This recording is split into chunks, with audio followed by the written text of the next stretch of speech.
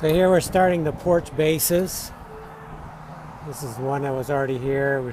So we have about a 6x6. It's really about 5.5 by 5.5 treated piece that we had left over from other places. So we're trying to use them.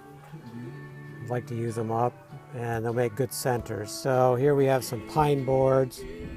Put a camphor in here on each side to match this. However, it's not identical, so we'll probably try to reproduce this on the corners. But for in between, we'll do this. Nailed them on all, so it gives us about the same distance here.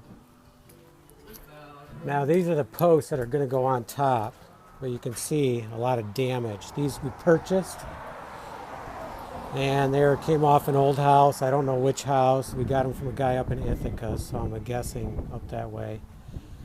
And you can see major damage here.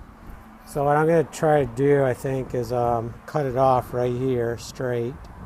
See what the wood's like, and then I'm hoping I can rebuild this part of it, and we'll do some kind of design element here.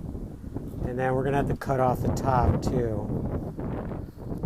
It's at some point here, I don't know where yet.